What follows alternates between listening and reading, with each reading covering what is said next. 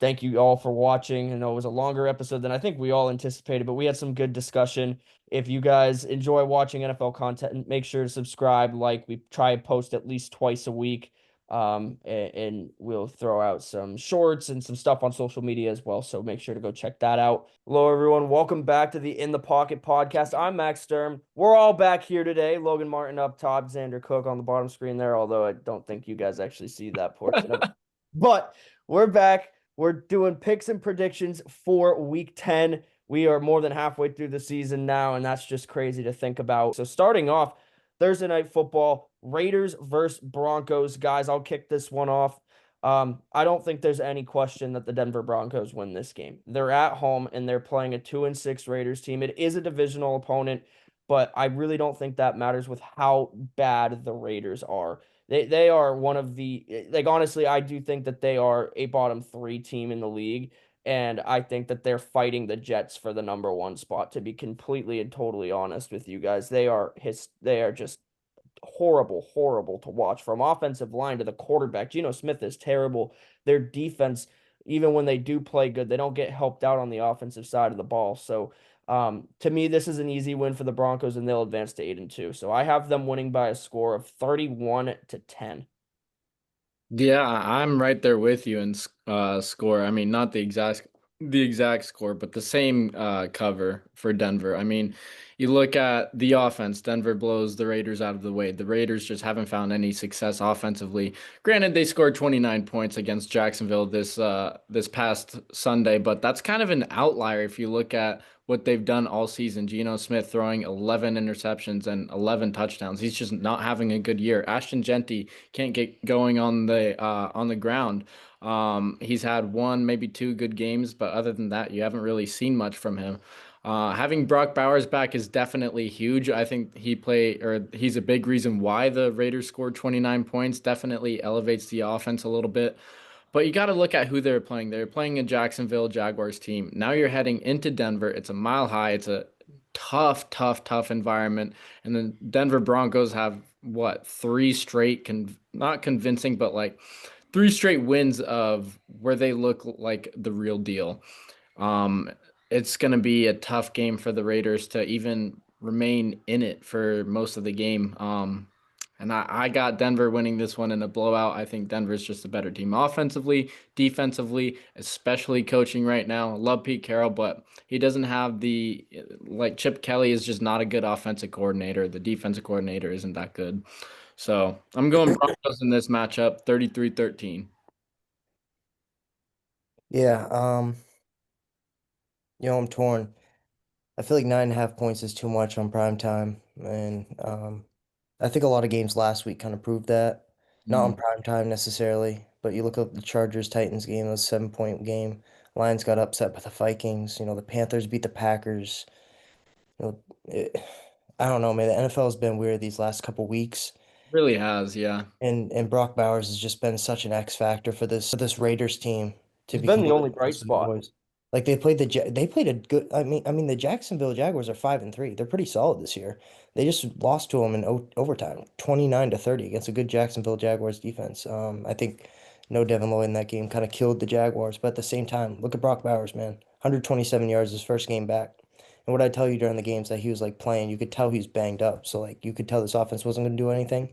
That turf toe was definitely getting to him. They finally sat him, gave him some rest, and he comes back and he does this, man. So Mhm. Brock Bowers is that X factor. I mean, he got 12 touches, 127 yards last game. Three tutties. I don't see why that doesn't repeat. I don't see why Geno Smith, especially with how bad he's played this year, doesn't just use him and abuse him as a safety blanket. So, give Yeah, me I just give me I the Raiders to cover the game. I think they cover 23-17. Yeah, I think you have it a little bit closer than I can imagine it being, and for the reasoning behind that, I would say is because yes, Brock Bowers has been an awesome target. He will get catches. He might even score in this game, but that Broncos defense is not going to give them the space that Jacksonville did. If I don't think this Broncos offense is that special either, man. I I mean, don't think they that the do Broncos horrible. offense is special, and I'll be the first one to tell you that I don't think Bo Nix is the guy. I really don't think he is. That's Yeah, crazy. I don't I like Oh, you. he is the guy. He I is the guy. He just don't have the guys I around could him be right now. proven wrong, but I haven't seen enough out of him yet. So No, no, he's not that guy yet. I'll say that. Um, That's Colton, crazy to me yeah, that's that a hot take, man. Because like yeah. Colton Sutton, like he a solid number one option, but when he like they're relying on wide receiver threes right now to fill in that wide receiver two spot, and they pick and choose whoever. Bo Nix has left the most yards on the field out of any Oh, player in the 100%, league. dude. They beat the Jets 13-11. Like, um, let me look at the Broncos. I mean, they're seven I and just two. want to point out that the Denver Broncos offense, yeah, hasn't been consistent. They only scored 20 against the Titans. They're giving up almost 30 points a game. But that was week one. Everyone's rusty in that first matchup. Then they go ahead, score 28 on the Colts. That Colts defense has been pretty legit this season. They scored 20 on the Chargers defense, which was relatively healthy at the time. Cincy's defense is the worst in the league. You score 28 there. The Eagles' defense is still top 10 in the league. You scored 21 with 18 of that 21 in the fourth quarter. They still got the dub. They still look good in that final quarter to scratch out a Right, win. The outlier right. I'm seeing here is that 13 against the Jets. Jets haven't been a good defense, so to only score 13 points, it's kind of worrisome. Worrisome. Yeah, Go ahead. You score 33 against the Giants in one quarter. You go up against the right, worst defense right. in Dallas. You score 44 points, and then you play the best defense in the league in Houston. You score 18 points. So I think, granted their schedule, they've still played pretty well offensively. Yeah, Man, my when I was looking at some statistics for Bo Nix because I knew that this conversation would come up, and then I saw a post about it earlier today as well. When I look at Bo Nix, he has left so many yards out on the field. Statistically, 26% of his passes are uncatchable when the receiver is open. And that's concerning to me. If the receiver's open and you're throwing the ball 26% of the time to them and it's not even catchable, that is very, very concerning in my eyes. I know he's still got time to prove himself. Eventually he's going to get better weapons on offense, but to me, uh I don't feel too confident in him right now because of his inaccuracies. I Oh want to man, add something. I want to add something. Oh, go ahead. Say what you want to say real quick, and I'll I go. just I just want to say that I think Bo Nix is still balling this season. I mean, he's got almost a couple thousand passing yards. He has 17 tutties, which is tied for second in the league. And yeah, he has 6 interceptions, but he's garnered the Broncos to a 7-2 record. He's still doing his thing. Yeah, I just think to me it speaks more about the defense outside of a few games like the Giants game. That was awesome job by him. He really did a great job in that game. We'll move on here to the next Well, game. let me. Wait, I wait, I want to want to add hear what something. Logan has to say. So I think the Broncos are two offensive difference makers away from being a Super Bowl team. We heard I agree. Sean Payton. We heard Sean Payton say to his team in the preseason that we are a Super Bowl team, which to an extent is true because the defense is playing to a Super Bowl caliber. But you can't trust this offense to pull away in close games, and you can't trust this offense to pull away against like bad teams. Like they don't cover this. They haven't covered the spread against some bad teams in this season. I'm frustrated they didn't go out and get Shaheed. I think that was the trade out there that Seattle really capitalized on. They're going to be really good, and I think the Broncos should have went out and got him. Sean Payton has New Orleans ties. Um, you know, Kubiak, who's offense coordinator for Seattle, used to be with the Saints, knows how Shaheed played, so he advocated for his play.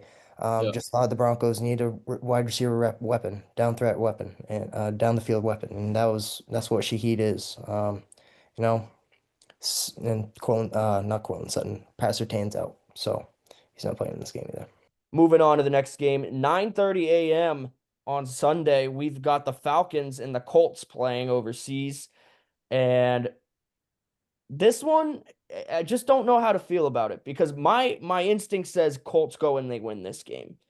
Um, they just pick up Sauce Gardner in a absolutely monster trade that I don't think any of us expected to see, No one especially did. Sauce Gardner signing a contract which at the time, just this past summer, which at the time made him the highest paid cornerback in the league, and he gets traded off. The Jets decide to sell the house and get rid of two really big stars on defense. And I was surprised after seeing that we didn't see Breece Hall or Garrett Wilson go, to be completely honest with you. But This game almost screams trap game to me for the Indianapolis Colts. They lose this last game to the Pittsburgh Steelers, where the Steelers forced 6 turnovers from the Indianapolis Colts, a team that only had 3 coming into that game. And the Falcons have been this team that have been wildly, wildly inconsistent over the last few weeks. You go and you beat Buffalo. You also lose to the Panthers by 30 points. And then here and there, you get a win, and then you get a loss that you shouldn't have taken, and you look really bad in that loss. For example, the Dolphins. I just think that the Falcons, depending on who shows up, which Falcons team is going to show up, could be a cause of concern for the Colts. But ultimately, the Colts are the Colts. I think they just got better through this trade process, and I think that they do get the win. I have them winning this game 27-20. Yeah, I like it. I think this is not a trap game for Indianapolis. They just had their trap game against Pittsburgh, and they just came out flat. They had 6 turnovers. The run game was not clicking at all. And then once the run game isn't clicking, and you have to rely on Daniel Jones to throw the ball and make plays himself, he can't do it. He needs that run game to set up the play action, get his guys open like Tyler Warren in that play action game, Michael Pittman in the play action game. He threw the ball over 50 times, and he didn't look good. Now you're playing an Atlanta team overseas. Atlanta has a bottom 10 run defense. Pittsburgh had a decent run defense. So with Atlanta being bottom 10, Shane Steichen is going to want to have Jonathan Taylor be that bell cow for them, feed him at least 20 times. He knows that the Falcons can't stop a nosebleed right now on the run. You feed Jonathan Taylor 20 times, he's going to break one loose 40 yards, 50 yards, 60 yards. This to me is a classic game where Jonathan Taylor goes off and the Colts look like the Colts again. I don't think we're going to see that Falcons team that we saw against Buffalo, or I think this is probably going to be a Falcons team we saw against Miami. Maybe a Falcons team we saw against Carolina. I don't think it's going to be close. I think the Colts are out for blood, especially after last Sunday's performance. And I got them winning this one 44-24. Yeah, I'm going blowout here, boys. Holy smokes, let me pull it up. 44-24? Hmm. Holy. Okay. Sorry, boys, I got it. Yeah.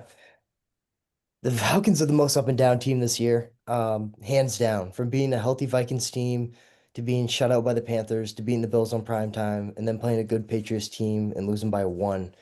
It's been hard to gauge the Falcons all season. Hmm. The offense has been meh.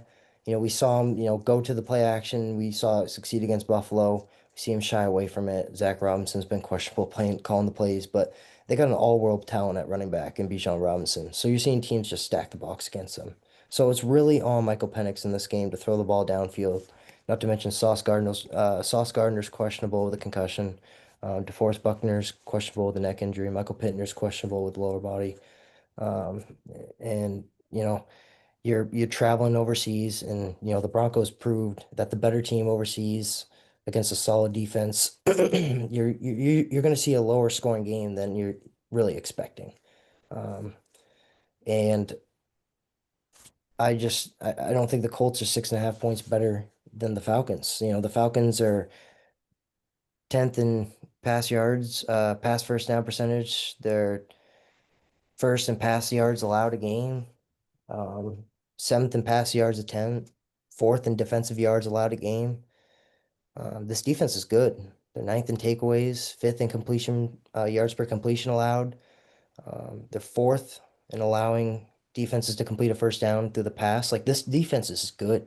This defense is really good, and you guys and even me, when I want to root for the Colts, I want to root for the offense because the offense has significantly been better than the defense, in my opinion. I think the defense is solid, but the offense has definitely stepped up. Daniel Jones has stepped up. Jonathan Taylor has stepped up. Alex Pierce is one of the most underrated deep threats in the NFL. He's stepped up. Michael Pittman stepped up. Like, Tyler Warren, oh my goodness, man. Like, this Colts team is amazing. But now you're traveling overseas. I don't know if this is a sleepy spot. I just don't think they're 6.5 points better than the Falcons. Give me the Colts to win 24-20. Yeah, so a few things. One, I think this game especially being overseas. We've seen a lot of the London games and the Germany games that we've seen already this year. I don't know if it's just the flights that are affecting teams, but it's always a lower scoring game. So I wouldn't be surprised to see it be lower than even I said. I said Colts win 27-20. All right. I wouldn't be surprised to see it be even lower, but the Colts are one of the best offense in the league this year. So I also don't know at that front, but I also think that this is the first time the Colts are coming off of a loss this season that was bad.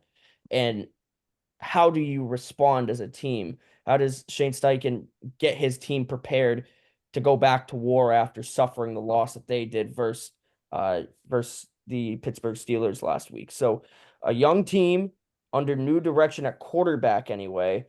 How do you go out and you respond? How do you get Jonathan Taylor back and juiced up after having not a great game? I think there's more factors to this than just one team's better than the other. Um, This this is the first ever regular season NFL game in the stadium in Berlin. yeah, that's pretty cool. That's cool to have these two teams show up, especially when you have like this game when they were scheduling it. I bet you they were guaranteeing these two teams are going to be two bottom of the barrel teams, and look what the Colts have done.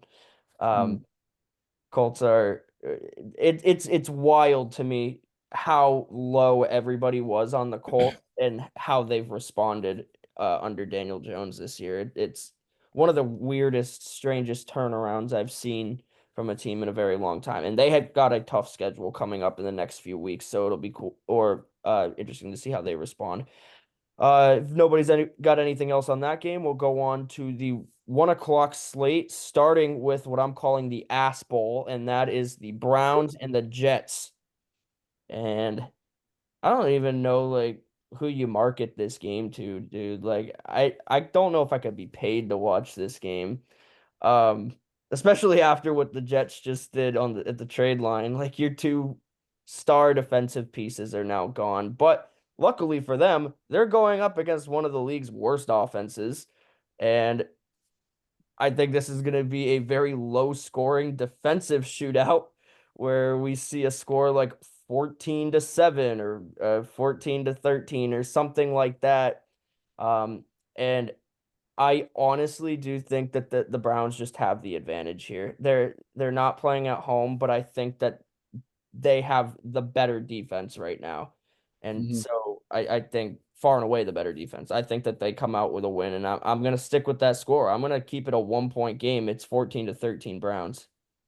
See, I'm more confident in a Browns blowout. And my reasoning is this. You just got rid of Quinnen Williams, your captain on the defense. Now your D line is thin. You just got rid of Sauce Gardner, your all-pro cornerback who you just signed to a massive extension. Now your secondary is thin.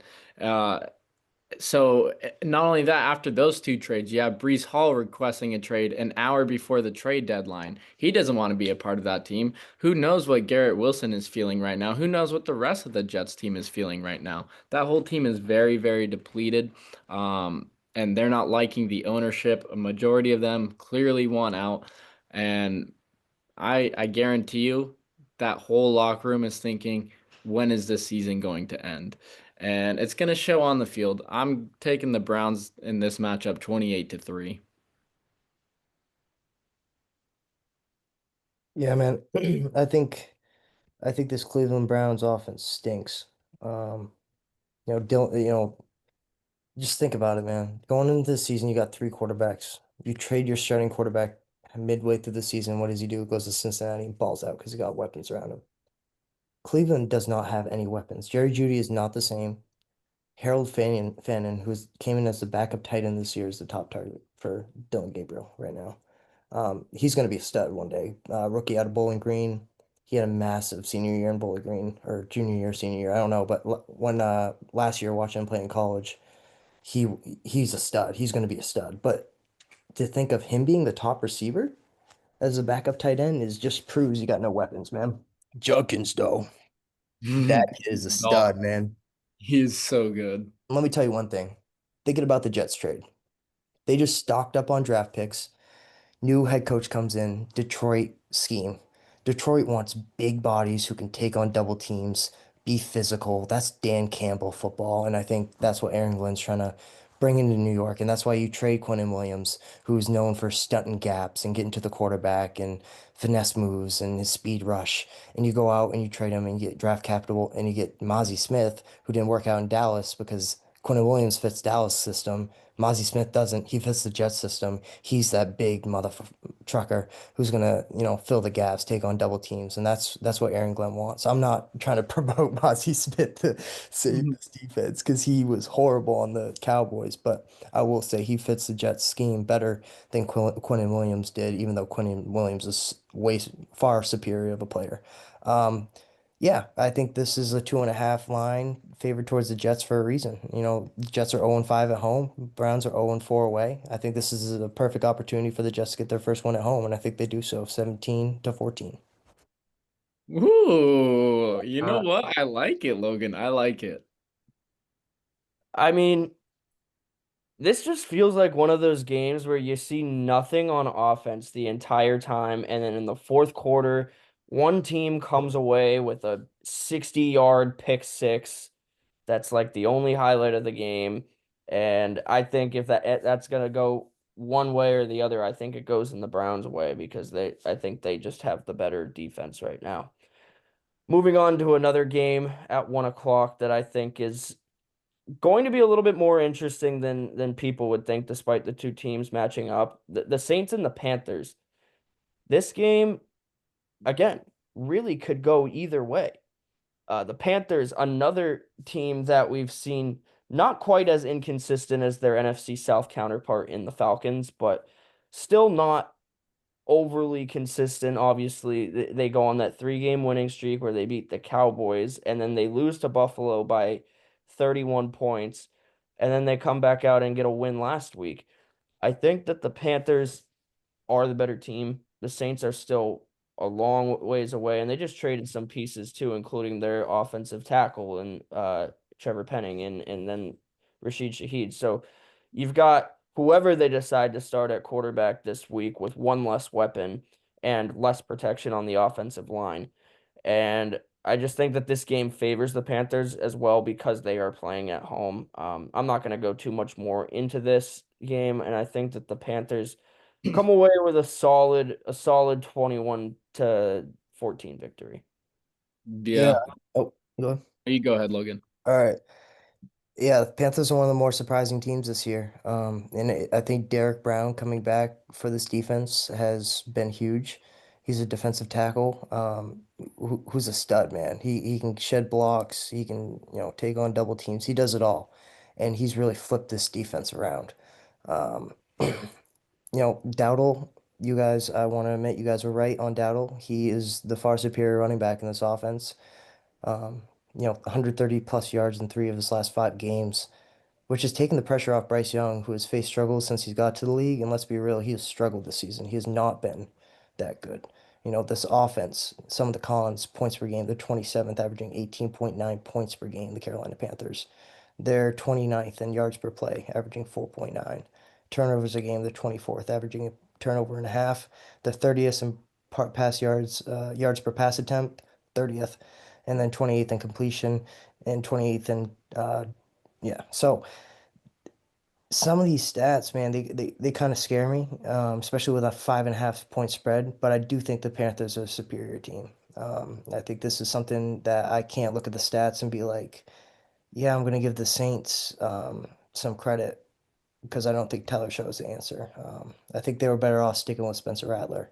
I think this game proves it. I think the Carolina Panthers won very comfortably. I think they won 30-13.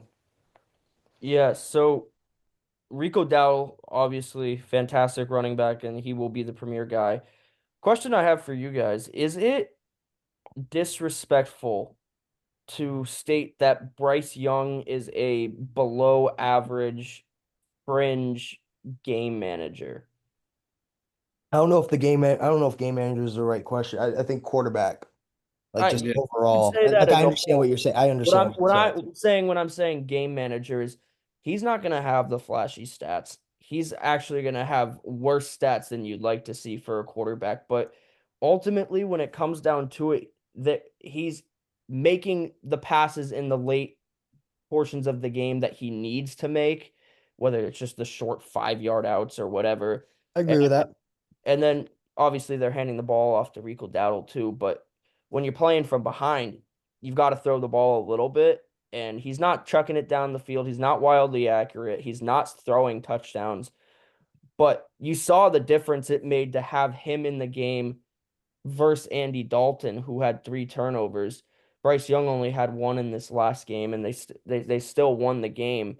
So that's why I say below average, because he's not making it comfortable for you, but he's still getting you the wins when he's in there.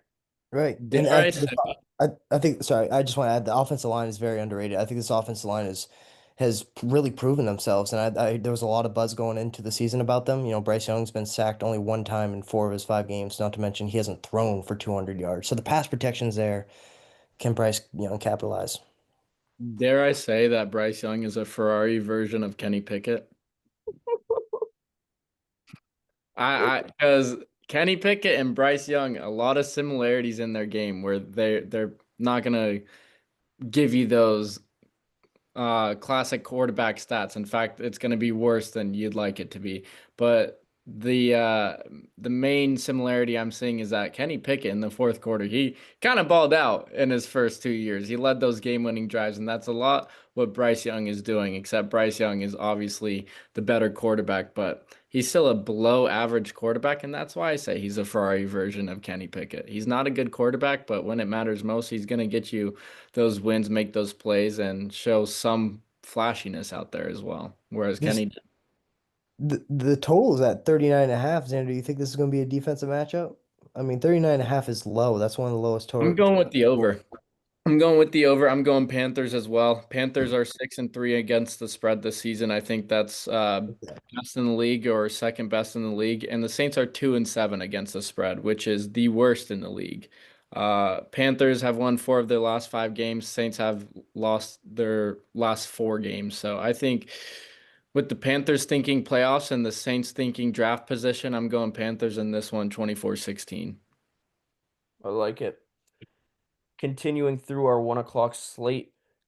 The game of the week is at 1 o'clock, boys, and it's the Patriots and the Buccaneers.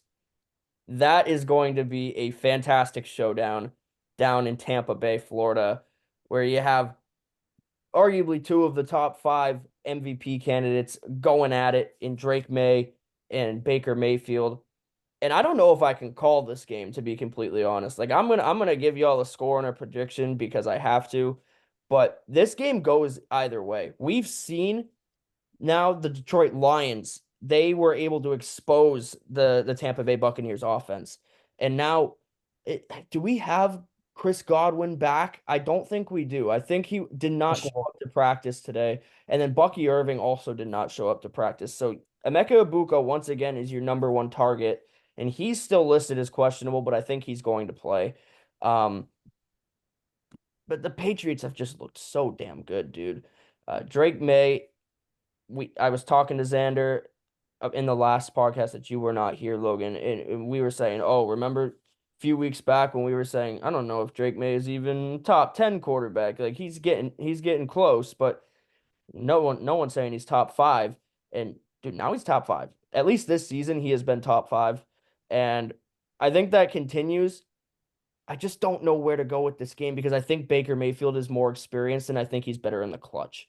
We haven't seen too much from Drake May having to make these clutch drives yet. Not that he can't do it. I just think that at home in Tampa Bay, with a quarterback that's more experienced, with I think better receiving weapons despite the injuries, I think the Buccaneers get a win here.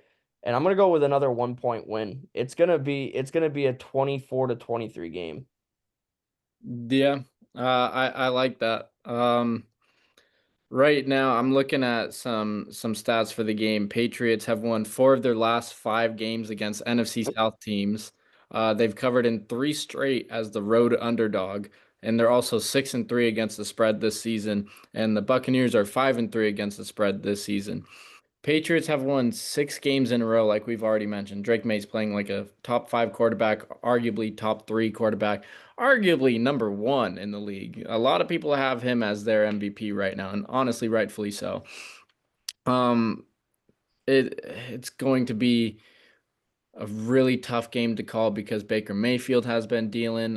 Both teams sort of battling injury issues. I know Christian Gonzalez questionable, Booty is questionable, Stevenson's questionable, and then on the Buccaneers side, you have Bucky Irving questionable, Chris Godwin's questionable, Hassan Reddick is questionable. So it's an up in the air. I don't like the -2.5 for Tampa. I think it's more of a 50-50 call in this matchup, especially with Tampa coming off a bye week. They're well rested. But like we mentioned, Patriots are coming off of 6 straight wins. So it, it's tough, but I'm going I like the well rested team in this matchup. I like Tampa 23-20. Yeah, I think that bye week does a lot for this Buccaneers team. Logan, what you got? Yeah, I really like what your colleague Jack Webb said on his Instagram account about the Patriots and their win against the Falcons. You learn the lessons of a loss while getting the win. Mm. And you're 4-0 on the road. You're 7-2, man. You know, Christian Gonzalez was a full participant in practice. I think that's huge. I think with no Mike Evans, Chris Godwin hasn't been practicing. You know, you're relying on Emeka Ibuka.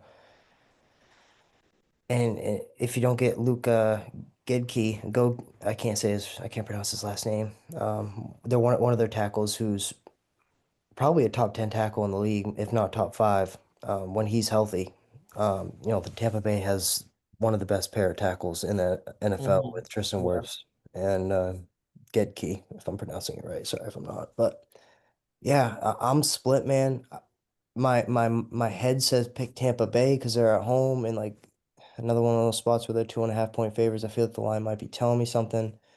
You know, the over-under's at 48.5, and it's juiced towards the under, which I'm also surprised to see. So I wonder if they're considering a little bit more of a defensive matchup. Kayshon Boutte didn't practice. Ramondre didn't practice. Obviously, Antonio Gibson's out. It's a lot of pressure on Trayvon Henderson, excuse me, against a, you know, Tampa Bay defensive line who's really good. Vita Vea is really good. That defense, and without Cansey, like, they're still really good, but with him, that's just another added element. But I'm gonna go with my team just because I want to root for him. I'm gonna pick them to win 23-27 on the road as underdogs. But if if I were to tell you I was putting money on this game, I'd be lying. Maybe for fun, just because it's my team. Yeah, and I think betting the under on this game, like when I was thinking about it at first, I was like, oh, this is gonna be high scoring. Like we're gonna have both teams in the 30s. And then I thought about it a little bit. Todd Bowles, not necessarily over the last few years, has put together a fantastic defensive unit, but this year's unit is it's not great, but it's not bad. They adjust well too. I think that they'll play a decent game, but rest assured, the Patriots are going to bring a fantastic defensive game plan to this game to try and combat Baker Mayfield. So that's why I think it's going to be the under on points. And also the reason why I think that this game can go either way because you've got an offensive powerhouse through the first weeks before, however many weeks before that loss to Detroit and then the bye week. And then you've got a team that has done well on offense as well, has played very well with Drake May at quarterback, but also has a very stout defense. So I'm excited to watch that game at 1 p.m. or at least keep an eye on it because my team will be playing then too. But Ooh, Drake made 6 fumbles in 9 games. That scares me. yeah, I feel like that's one of those in one of these close games. We saw it against the Steelers, where like the Patriots clearly played better, but the fumbles cost him. And I feel like he's a fumble or two away from like now we got to talk about it. He's got 6 fumbles this year, man. yeah. I think that's going to be the turnover differential, turnover battle is going to be something to look out for sure. Um, Going right through this 1 o'clock slate, we'll move on to Ravens and Vikings. This also is going to be a very good game in my eyes. Lamar Jackson's back. He's back, and last week he had, like Xander mentioned last episode, almost a perfect passer rating. 4 touchdowns. I don't know how many yards he threw for, but he was dealing. He was dealing in that game. And then the Vikings, I believe they just came off a win too. And they are another team that you just don't know what you're going to see out of them. Seems like they play down to competition that's worse than them or supposedly worse than them and up to competition that's better than them. They kept it real close with the Eagles and had a chance to win that game, but they didn't. And then they lost some other games that I just don't think that they should have lost. This defense, we talked about it in our preseason reports. We thought it was going to be one of the best in the league just on paper, who they have and how well that they've built this team. And it just hasn't showed the way that we thought it would. And I think going up against Lamar Jackson, that's going to be really tough if you can't pull it together. But that Ravens defense is also scary and not in a good way. They have got some issues, and despite getting some guys back, I still don't think they're a great defensive unit. So, Logan, do you have what the line is on that It's minus 4.5. in favor of Baltimore? Mm-hmm. Yeah, I want to say that the Ravens cover it. Give me Baltimore to win this one 28-25 or 28-23. Yeah. Look, They cover? this Yeah.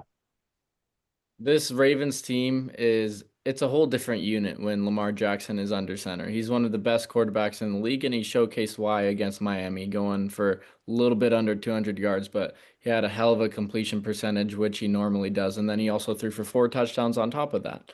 And you look at the opposing side. Yes, the Vikings just had a great road win against Detroit. They're allowing under 200 passing yards per game as a unit, but Jared Goff did just throw for 284 yards and a couple touchdowns through the air. So that's it's a little bit of concern there. But then again, it's Detroit we're talking about. But now you're going up against Baltimore, and they have Lamar Jackson back. So Lamar Jackson and the Ravens offense is back to being scary again. You look at the Ravens defense the past 3 weeks, they gave up 17 points, 16 points, and then 6 points. Yeah, they had a horrible start to the season, but they're getting back on track, especially with some key guys returning from injury. And they've looked like a solid group as a defensive unit these past 3 weeks. So I like the spread. I like the Ravens in this matchup. I'm going Baltimore 31-17. Yeah. The Ravens have dealt with injuries all year. It's no secret. Defense has been non-explosive all around. They've been banged up. The Ravens in 6 games played the Bills, the Lions, the Chiefs, and the Rams, not to mention the Browns and the Texans, who hold top 5 defenses in the NFL. That's a tough schedule through 6 games. And now look at these next 6 games for the Ravens. Vikings, Browns, Jets, Bengals, Steelers, Bengals, all winnable games. That's why people are talking about Baltimore making the playoffs potentially still. And that's I why think it's we the all kind of Baltimore talk. wins the Yeah, we division. made a video on that or talked about that briefly. And Baltimore needs this win. I think they win. I don't know about cover, man. That 4.5 line kind of concerns me, knowing what Minnesota just did to Detroit on the road. So now you're coming back home.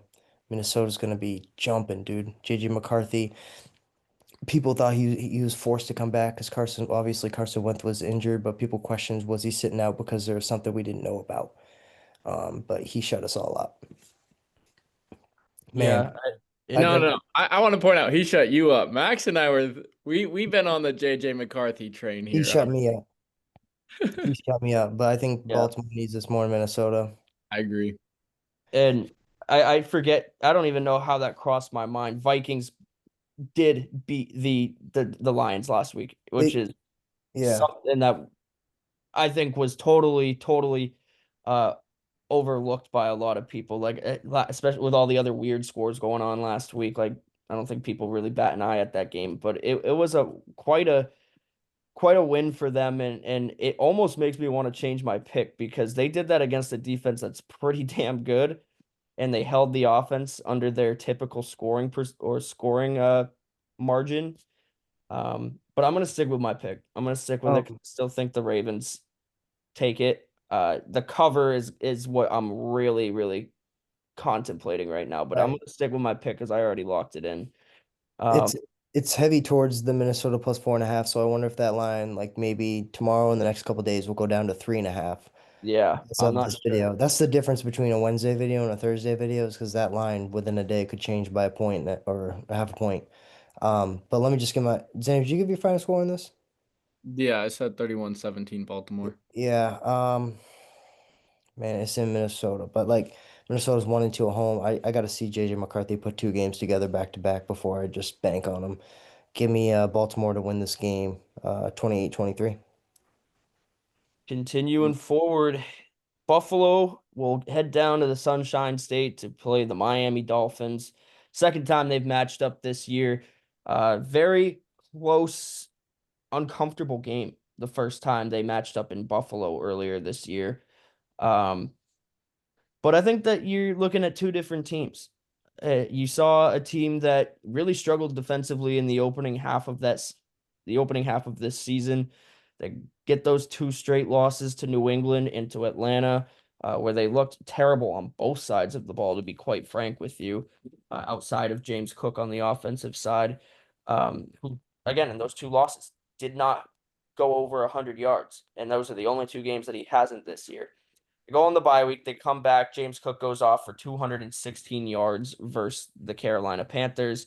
And then it seemed like it all finally came together for Buffalo versus Kansas City this week, where the offense played great. Josh Allen was dealing. James Cook had a great game on the ground again. Dalton Kincaid showed why he should be the premier pass catcher in Buffalo right now, at least more than 5 yards down the field. And then the defense, something changed there too, and I think that it's Sean McDermott has taken over the play calling up there. We were talking about it prior to recording this, and just how well McDermott is able to scheme up depending on which team they're playing. And he's had so much experience against Kansas City, so it's not shocking to me that they know how to play defense against them, unless it's in the playoffs. But they have shown that they're a different defense now. They've played more man coverage as of late, which I like to see because we have been such a zone heavy defense for so long, and it leaves so many gaps open. And I think that those gaps are still there in some ways. Like giving up a 4th and 17. There was a big hole. Like Rice was wide open on that play. So there's still a lot to be done for Buffalo as far as the defense goes, but they are also a very hurt team on the defensive side of the ball. So they're digging deep into their depth right now, and they're going up against a team that they have dominated over the last 8 years since Josh Allen has been there. Josh Allen, I believe, has 2 losses to Miami total since he's been drafted by the Buffalo Bills, and I don't think that goes up to 3 this week. Buffalo's going to go down there. They're a new team. They're going to dominate. I think they win 35-14. Yeah, I like it, man. Look, the Bills showed last week against Kansas City that they're a contender, and contenders don't lose to 2-7 teams. They just don't. And statistically speaking, the Bills have the Dolphins number, and these are two completely different units. One unit has gelled as the season has gone on and just looked like Super Bowl contenders. The other unit, you don't know what you're gonna get out of them. They could get blown out one week or maybe have a surprise win another week, but uh Dolphins just aren't a good team, man.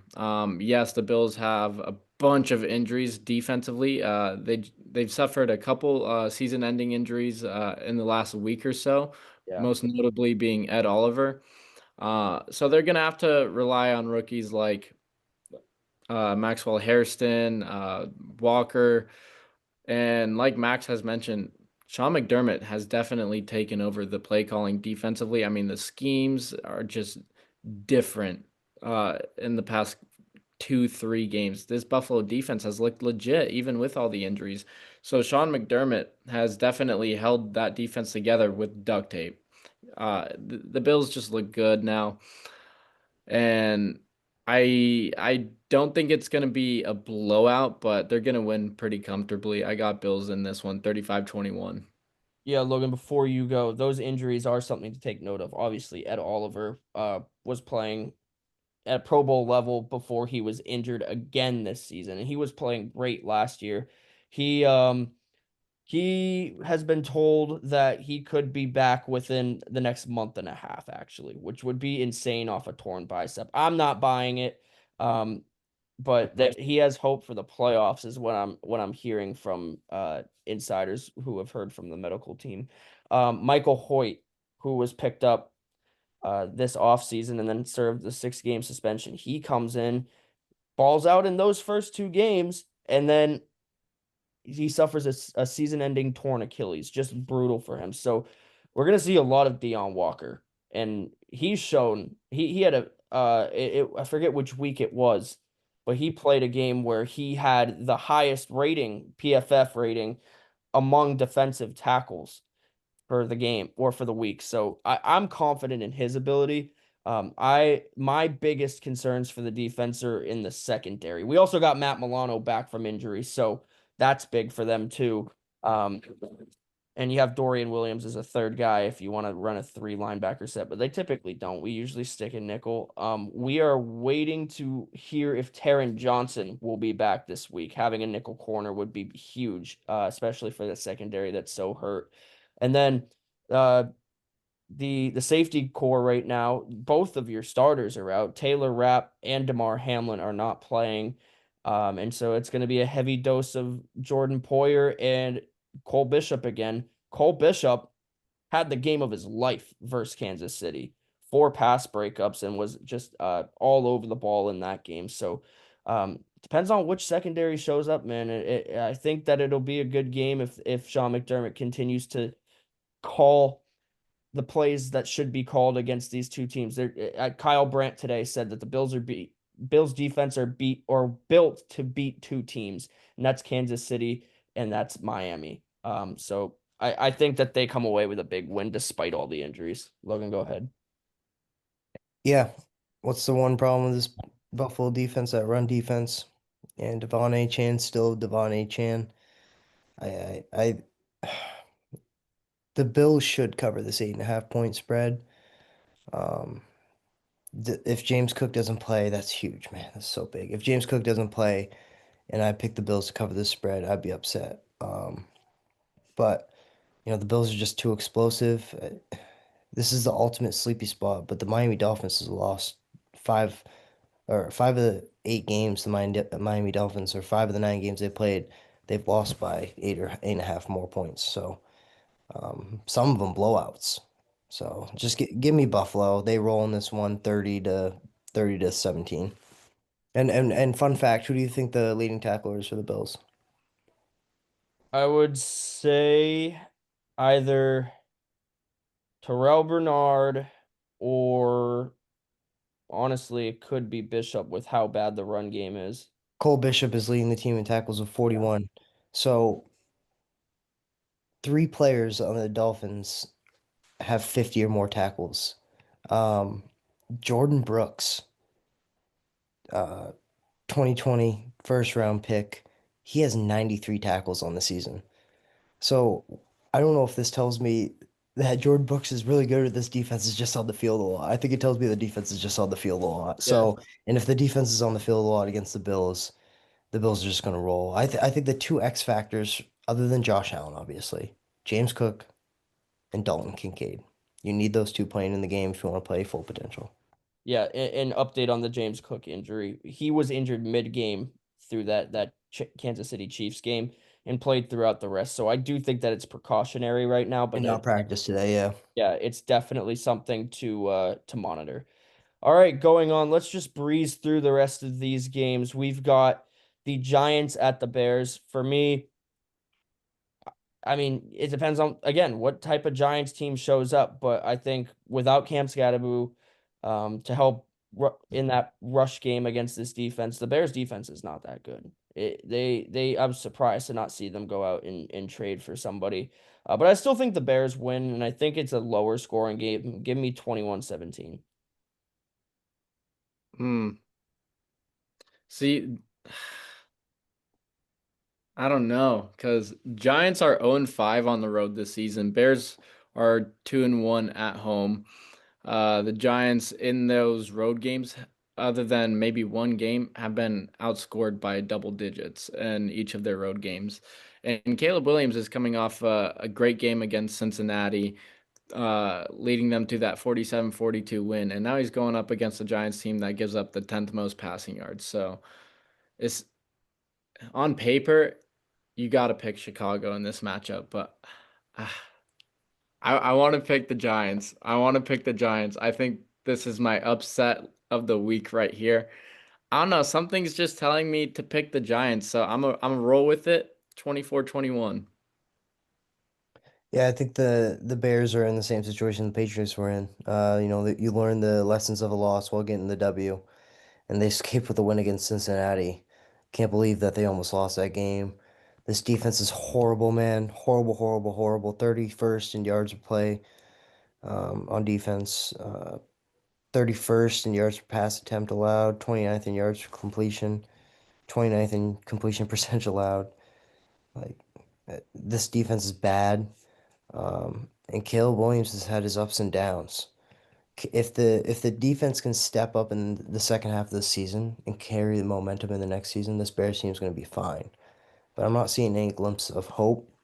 So I think this is a high scoring game, but I do think the Bears have the better offense. I think No Scatterboo kills the Giants, and I don't think Dayball is a good coach. I think Cam Scatterboo kind of saved his and Jackson Dart kind of put his coaching hot seat on halt. So I think the Giants lose this game 30. I think the Bears win 34-27. Cover the 4.5 point spread. Going on to the next game, Jaguars at Texans, and without CJ Stroud, this is going to be a really tough game for the Houston Texans, and that's why I'm going to take Jacksonville. I think that they will win this one 31-20, and I keep it within 11 only because of how good the Texans defense is. And also, I don't think Davis Mills is the worst backup quarterback in the league. I think he can produce something, but it's just not going to be enough. Mm. Yeah, I'm taking Jacksonville in this matchup as well, just because no CJ Stroud and you're playing Davis Mills, and Jacksonville just exploded for 30 points against the Raiders. Um, but now you're heading into Houston, so it's going to be a lot. It's going to be low scoring. The Jaguars beat the Texans back in Week 3, 17-10. So you can expect something similar like that. I'm going Jacksonville in this one, 20-13. This is fishy, man. This is so fishy. Like let's be real, bro. Let's be real with each other. This Houston offense is horrible, and there's no C.J. Stroud. They got no running game, and if Nico Collins isn't playing, who the hell are they throwing to? I mean, he's playing, but you know what I'm saying. Like they don't have threats at the skill position, and no C.J. Stroud, and the line's 1.5. The line's 1.5. That's fishy, man. That is so fishy. That's telling me the Houston Texans are going to find a way to win this game, and Trevor Lawrence is going to find a way to fuck it up. So give me the Houston Texans to win at home, Wow. 17-13. And you're confident in that, despite saying Houston's offense is terrible. They have no weapons, Right. And they're only 1.5 point underdogs. which is just wild to me. Like, let's be real. What do you think this line should be at? I think the Jacksonville Jaguars should be favored by 4.5 points. Yeah, yeah, I think that's perfect. This line's fishy. If you're the Houston Texans, how badly do you regret trading Stephon Diggs now and not re-signing him? I mean, he was going through the ACL injury at the time. He was I back wonder for if week they one. just have, yeah, I mean, I don't know why. I agree with you. I think they messed up not doing that, and I think that has definitely bitten them in the butt this year. Yeah, Mm. I think they are praying that Tank Dell gets through his injury a little bit quicker than he is. That was a bad injury. It was a very bad. I don't think you expect to see him play at all this year, to be completely Uh, honest with you. Um, Such a but fishy line, man. One yeah, and a half, one yeah, and a half, like, and a 3-5 against a 5-3 team. Like, and they don't have their starting quarterback, and they have a, I don't know, man. That's so weird to me. Like this, Now the that spread is it's definitely going to change as the week goes. I'm not I going to mean, lie to right you. now it's favored towards the Houston Texans at 1.5 at -125. That's You can take the bullshit. Jacksonville That's going to Jaguars. change. You Gonna can take change. the Jacksonville Jaguars to win by -1.5 points for +105. Yeah, So, I'm that they're changing that for sure. clock slate now. We've got the Cardinals at the Seahawks. Man, did anybody have the Cardinals beating the Cowboys last week at on the road? The Cowboys have been scoring 40 points against everyone who steps into their stadium, and the Cardinals come in and force turnovers and honestly, the despite the scoreboard, whatever your score was, the Cardinals dominated that game with a backup quarterback who is now listed as the starter in Jacoby Brissett. Very interesting. I still don't think they get it done against Seattle though. I think Seattle is just the better team offensively, defensively, and I think they get a comfortable win with a 30-17 win. Mm. Um, I like Seattle in this matchup, but I don't like the score. Arizona is 5-3 against the spread this season. Seattle's 6-2 against the spread this season. Arizona, all five of their losses have been by 4 points or fewer. So they are a gritty team, whether they win or they lose. Seattle has a few blowout wins under their belt, but you look back to their last matchup heading into Arizona, it was a 23-20 overtime win, or not overtime win, 23-20 regulation win at the buzzer with that game-winning field goal by Myers. So I'm taking Seattle in this one, but I think it's going to be closer. I'm going 28-23. No, 28-24 Seattle. The Cardinals could be 8-0, but the record does not show that. They started 2-0, then lost on a game-winning field goal to San Francisco. Then they lost to Seattle, who are road warriors, on a 52-yard game-winning field goal. Then they blew a lead and lost in heartbreaking fashion to Tennessee, who had a lot of luck on their side. They led Indy by 7 going into the fourth quarter and lost a close one. They lost to Green Bay also while leading by 7 points going into the fourth quarter and blew it. Long story short, the Cardinals are a good football team, and I think Jacoby Brissett is a better quarterback, and the confidence he brings the offense will allow them to be more dynamic. And I think everyone in that locker room and in that organization understands that he is the better quarterback, and that's why this transition's been a lot more smooth than you would anticipate a quarterback switch. We don't see this in the headlines that much because Jacoby Brissett has gone out there and proven that he's the better quarterback. But the Seattle team's really good. Divisional matchup. Cardinals just got a huge road win, gets a really good offense. Yeah, I think they keep it within the 6.5 points. I think. Um, no, no, I take it back. I take it back. Give me Seattle 28-21. It just outside that 6.5. I think if it was 7, I'd take Arizona.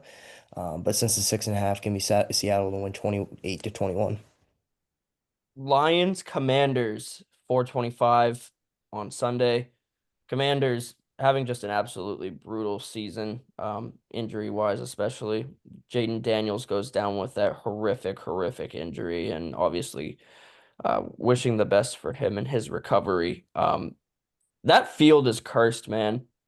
That field is so cursed.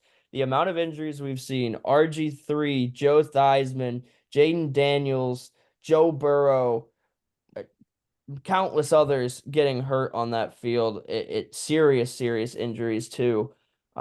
Just sad to see. But despite that, they will go into this weekend with Marcus Mariota as their starter, taking on the Detroit Lions. And for me, this is a big Lions win to come back from last week, build back up from last week's loss to Minnesota. And I think the Lions win this one 40-14. Mm, 40-14, damn. Yeah, it's been a season to forget for the Commanders. Injuries piling up. You just lost Jaden Daniels for at least the next several games. You've lost 4 in a row now, the last 3 being in blowout fashion. I said several because that's what they're telling us. They're telling us Nah, several man, games. It's a that's dislocated elbow. His that elbow was folded up like origami. They're saying several games. That's what the Commanders are saying. They're they're they just trying, they're they're saying just it's trying to not sell as Why is tickets he playing in the game? They're getting blown out. Why is he even in? Take him out. because yeah. Dan Quinn is not a good head Oh, coach. yeah, anyways, last 3 games have been in blowout fashion for the Commanders. Yeah, the Lions just lost to the Vikings at home, but you can almost guarantee that they're going to bounce back in a big way, especially since that offense is so dynamic under Dan Campbell. I like the Lions in this one in blowout fashion, 31-10.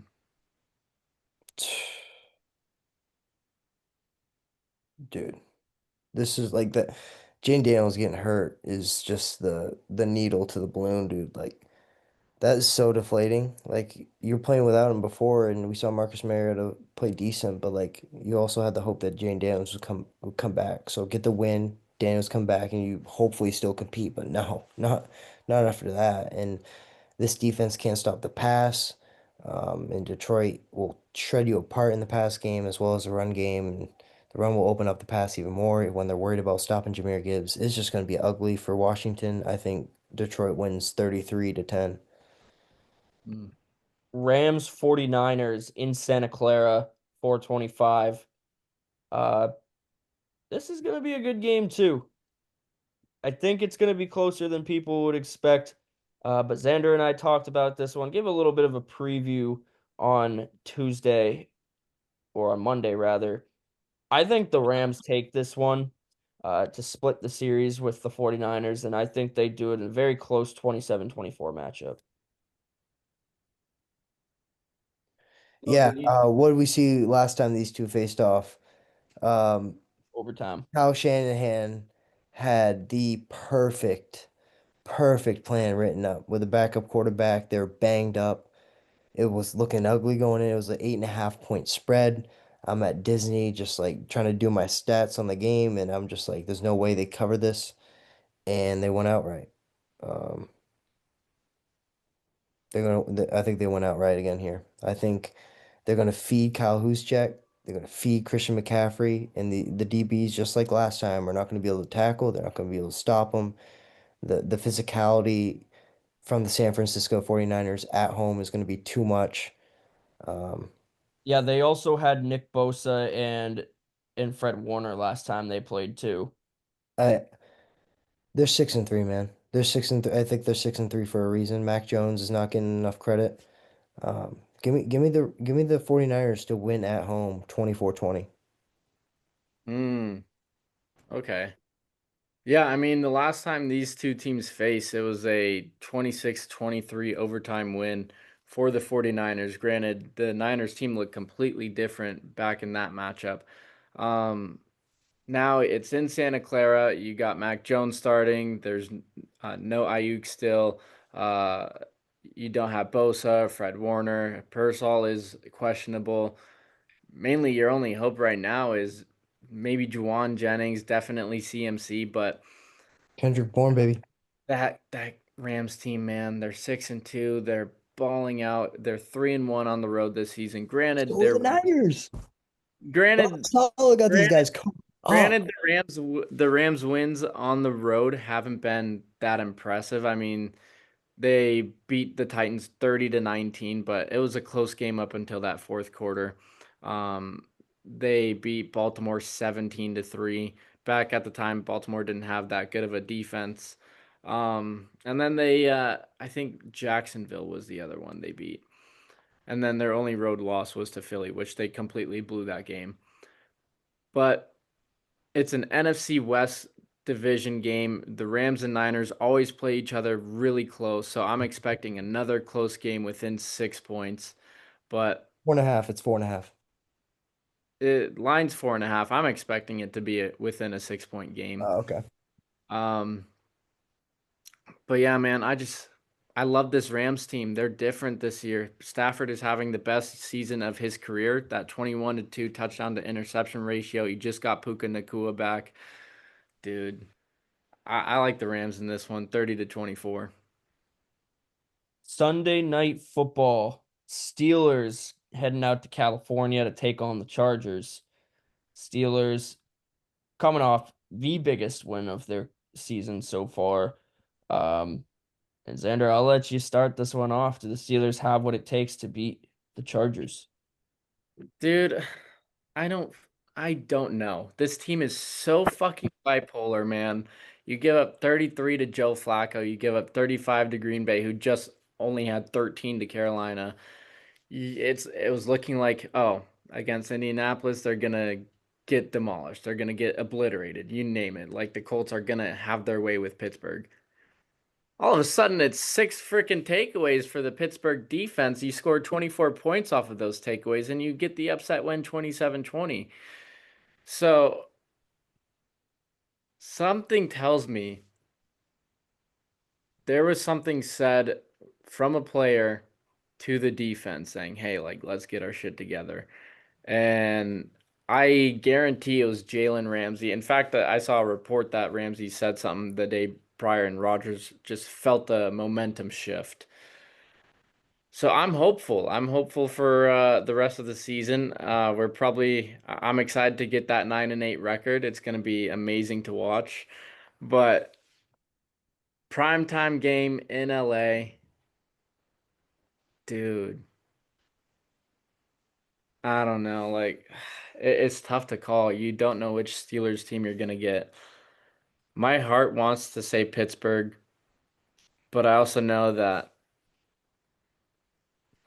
fuck, dude, I don't know. I'm a, I'm gonna go. I'm gonna go Steelers in this matchup. I like the Steelers defense coming off of that Indianapolis game. I trust Rodgers more than I do Herbert right now. So I'm gonna lean Pittsburgh. And now that I'm picking Pittsburgh, they're probably gonna lose, but I got them 27-24. I'll give my score real quick. I think the Chargers win this one 35-30. And I just think that I think they have the better quarterback right now. And I know you said that you trust Rodgers more.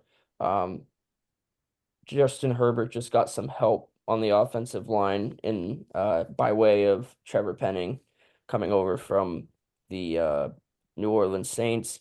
So he's gonna have a little bit more time in the pocket. I think that they've got better weapons right now, outside of DK Metcalf, of course. DK has been awesome for the Steelers this year, and Tyler Warren on the ground as well. I just think that the Chargers are the better team. You know what?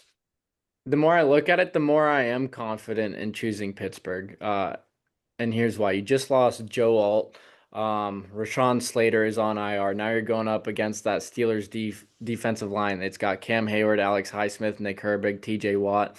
TJ Watt is going to feast on that Chargers offensive line. And they give up the highest pressure rate in the league, that Chargers O line. So now that I'm looking at it, I love the Steelers in this matchup. I think that defense has another 4 or 5 takeaway game. I don't think Herbert balls out. I think he's gonna be under a lot of duress in this matchup. I'm expecting at least 13 QB pressures in this matchup and maybe 5 or 6 sacks. Xander's right on point, man. And before I was about to go, I have Joe Alt, not his stats, but I have his game logs pulled up. So he played against Kansas City, they beat Kansas City. He played against the Raiders week 2, they beat the Raiders. He played against the Broncos week 3, they beat the Broncos. They lose against the Giants, and he came out of that game with an injury. They lose. Then he's out against Washington. They lose 27-10. Then he's out against Miami. They win on a game-winning field goal 29-27. Then he's out against Indianapolis. They lose 38-24. Then he's back for Minnesota and Tennessee and they win comfortably. So, without him in this game, Xander's right. Justin Herbert's going to be in hell in this game. TJ Watt's going to have his game of the year, and people are going to remember why he was so darn good these last few seasons. I think Pittsburgh wins this game comfortably 24-16. Yeah, and I think when you talk about Joe Alt being out, obviously that's a huge problem for them. Um, but they also that meant that they were out both of their starting tackles. And now you throw Trevor Penning in there, who is no pushover.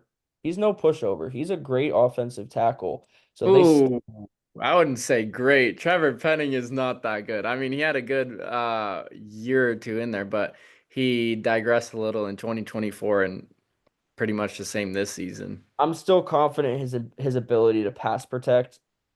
And I think with Herbert, who has the ability to extend the play as well, it'll buy him at least enough time to extend the play if he has to. He's 66 among 78 guards in run block. He's 59th among 78 guards in pass block. He's 64th out of 78 overall as a guard. We'll have to Yeah, see what Trevor happens. Penning isn't. Band-Aid on a bullet hole. Just like your boy Jack said. I love that. I love that phrase. And I think a lot of the trade deadline pieces can relate to that. Last game, Monday Night Football, Eagles at Packers. Uh, Me and Xander talked about it. Packers have zero identity. They don't know who the hell they are.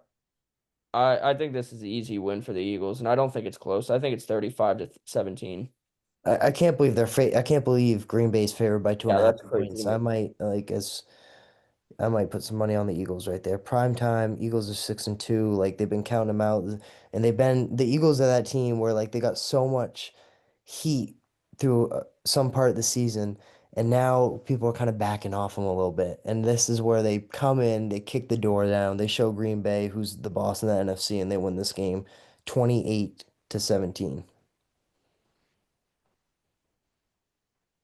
Mm. Yeah, Eagles just had a bye week. Green Bay just got beat by Carolina on a game-winning field goal. You have that awesome win against Pittsburgh. You come back home, you're playing the Carolina Panthers, you're thinking, "Oh, this is going to be an easy win." And then you go out and lose. Now you're playing the defending Super Bowl champions. You're at home again. So, oh, this is going to be a testament to both teams in my opinion. I think this is uh you know what? I'm gonna go out and say I think this could ultimately be a do or die for both teams. I think if the Eagles lose, you're having some serious doubts about whether they can compete in the NFC. I think if the Packers lose, you're having some serious doubts if they can compete in the NFC. So it's tough. This to me is game of the year right here, just because of the circumstances. Yes, Eagles are 6-2, 7-2 record, or 6-2 record this season. Packers just dropped to Carolina. They're 5-2-1. But a Game loss of the for year is either crazy. I If Jordan Love is game of the year, turn my TV off. of the year where you're talking 40, 37, 50 to 43. Not game of the year score wise. I'm saying game of the year between these two teams and the circumstances we're being dealt with right here because both teams have great records right now where if one of these teams loses, you're going to have serious doubts about one of those two teams. At the end of the day, Packers have a really good run defense, but they just gave up over 130 rushing yards to Rico Dowdle. Now you're playing Saquon Barkley. We don't know which version of the Eagles offense we're going to get. Are they going to rely on Saquon Barkley or are they going to rely on Jalen Hurts arm through the air to A.J. Brown or Devontae Smith? You don't know. But I like the Eagles playmakers more on offense, but I like the Packers playmakers more on defense. I think this game goes down to the wire, but I'm with Logan on this one in terms of who wins. I'm going Philly 30-27. I had Philly too. I think that they dominate. Um, I just don't think it's going to be close at all. Huh? So wait, Logan said Green Bay? No, No, we're all Phillies are Philly. going Philly 2017. too? Okay, cool. Yeah. I don't think there's any question. I've been talking to my brother who is a Packers fan, and he said the same thing. He said this team doesn't know who they are. And especially the fact that they really can't seem to get the run game going with the leader last year in in rushing yards just not being able to produce for you is a huge problem. And then Jordan Love just doesn't look great. And I think that was a problem that we all talked about at the beginning of this year is his inconsistencies. And when it matters, which you're in the later half of the season now and it's starting to matter a lot more how you play. He just hasn't been able to step up to the plate and play effectively or well enough to get these teams wins or his team a win. So I think the Eagles will take this one home easily. Guys, any closing thoughts before we round this out? Yeah, I think you're gonna be eating your words about Jordan Love when Toyotathon is back. Oh my God. When's Toyotathon? That's probably like December, January. Yeah, if it's January, I'm not eating my words. He's losing in the playoffs if they make it. Um, Fair anyway, enough.